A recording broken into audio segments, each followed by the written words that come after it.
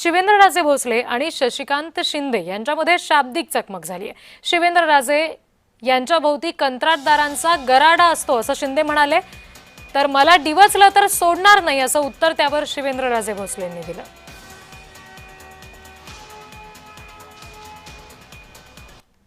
आता काही विरोध नाही, कामाच्या विकासाला नेहमी आमचा पाठिंबा आहे। कधी पक्ष बघणार नाही, कधी नेता बघणार नाही, पण काम कोणासाठी? कंत्राटदार। तुमच्या आजूबाजूला जे आहे ना ते सगळे कंत्राटदाराचे। एक साधा माणूस दाखवून दाखवा,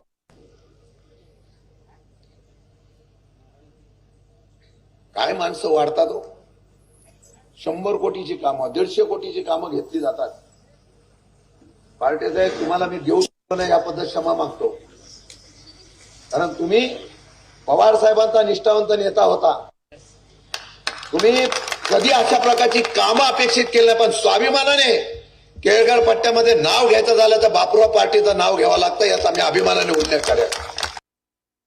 2029 चे स्वप्न जावळीमध्ये बघू नका। शेवटी या मतदारसंघाच्या पुनर्रचना करणारा सगळ्यांचा एकच बॉस आहे, त्याचं नाव देवेंद्र फडणवीस आहे। त्यामुळं कसे मतदारसंघ करायचे ते आम्हाला चांगलं माहिती आहे। तुम्हाला सोय करून पाहिजे असेल तर मला येऊन भेटा,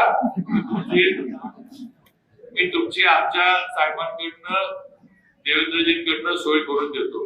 पण गरज नसताना मला जर डिवचलं आणि माझ्या जर नादाला लागला फोन तर मी सुद्धा छत्रपतींची अवलाद आहे, लक्षात ठेवा।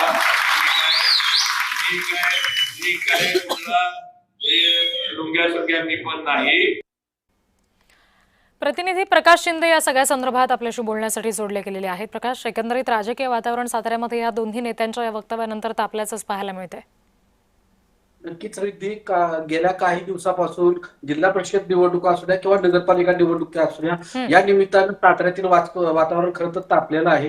परंतु जे शांत आणि संयमी मानले जाणारे जे मंत्री शिवेंद्रराजे बांधकाम मंत्री आहेत, हे ह्या वेळेस मात्र चिडलेले दिसले, कारण की गेल्या काही दिवसापासून नगरपालिका निवडणुकीमध्ये त्यांना पालकमंत्री शंभूराज देसाई यांनी त्यांच्या मतदारसंघामध्ये जाऊन मध्ये बरेच लिडबूड केली होती। त्यांचे जे उमेदवार होते त्या उमेदवारांना डिवचण्याचा प्रयत्न केला होता। त्याचबरोबर आता ही झेडपी पंचायत समितीची निवडणूक चालू आहे। या निवडणुकीमध्ये सुद्धा आता जे कोरेगावचे आमदार आहेत, हे आमदार त्यांच्या मतदारसंघामध्ये जाऊन तेथे तिथल्या काही उमेदवारांना किंवा तेथील जनतेला शिवेंद्रराजेंच्या विरुद्ध भडकवण्याचा प्रयत्न करत होते।